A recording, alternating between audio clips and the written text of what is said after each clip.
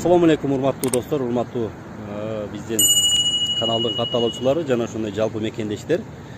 Биз азыр мына өзүңүздөр көрүп тургандай Ош шаарында турабыз. Мына биз Ош шаарындагы мына бүгүн эмнеге унаа көп десеңиздер, себеби бүгүн унаа базар. Жапалак унаа базарына өтүп бараткан унаалар. Мен бүгүн бул жерге келгенимдин себеби Оштогу базар. Жанагы биз оштуктар баары билгендей Тешик таш базары бар. Ошол Тешик таш базары дал ушул унаа базардын жанына жылат деген сөздөрдү, маалыматтарды бир аз угуп калдым эле. Ошону атайын бир бүгүн көрүп таанышып келсемби, кандай жер экен, кайсы жерге курулуп атыптыр, ошол жөнүндө билгим келип атайын келип отурам. Азыр биз менен чогуу болуп турсаңыздар, биз азыр дал ошол жерге келдик. Сиздерге дагы көрсөткөнгө аракет кылабыз. Жана ошондой эле сиздердин дагы пикириңиздерди, оюңуздарды комментарийге калтырсаңыздар болот. Биз менен бирге болуңуздар.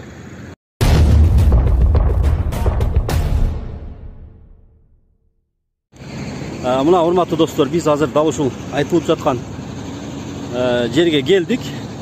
Менин угушум боюнча дал ушул жерге жылат деген сөздөр бар, маалыматтар бар. Азыр өзүңүздөр көрүп тургандай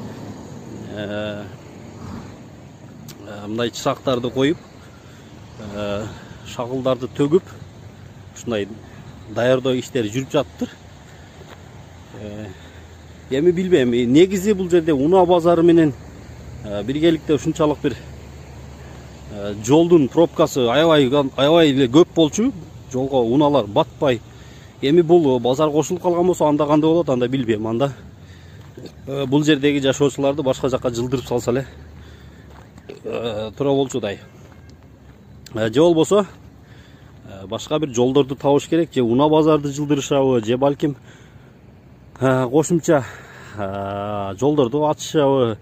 Ошондой бир жолдорун карашса жакшы болмок эле шаар бийликтери. Анан эми негизинен айтканда бул жерге курулушу менин оюмча жакшы эле көрүнүш. Себеби центрде, шаардын ичинде бир аз болсо дагы бандай башаламандык азаят, пробка дагы азаят. Тешик таштын азыркы орду өзүңүздөр билгендей шаарыбыздын так ортосунда, жана жүк ташуучу унаалар менен жана ошондой эле базарга баргандар менен жолдор аябагандай эле ушундай башаламандык учурга кезип келет. Эми бирок бул жерге жылдырган себеби дагы ушул, бирден бир себеби дагы ушул болушу керек менимче. Бирок бирден бир башка жагынан алып караганда бул жерде өзүңүздөр көрүп тургандай жапалак унаа базары дагы бар. Жолду, унааларды өзүңүздөр көрүп турасыздар. Бүгүн дагы мына унаа базары экен, аябагандай көп унаа. Аны баарыбыз билебиз.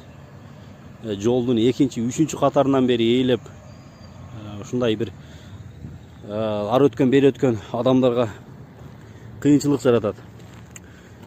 Аны дагы мен ойлойм шаар бийликтери албетте ойлоп аткандыр.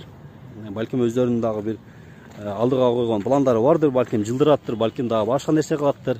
Иши кылып ушул элибиз үчүн жакшы бир ыңгайлуу шарттарды карап берет деген ойдобуз. Бул жерди көрүп атасыздар өзүңүздөр, аябагандай эле.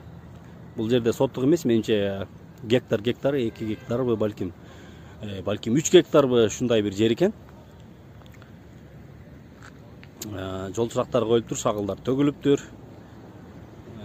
Курулуш иштери ушундай жүрүп жатыптыр. Биз ушу менен атай сиздерди тааныштырганы келдик. Бул жер дагы бир кайталап өтөм. Оштон Араванга бараткан жол, жапалак унаа базарынан Западныйдан өткөндө буюрса ушундай жаңы базар болот деген маалыматтар бар. Дагы көрүп жатабыз.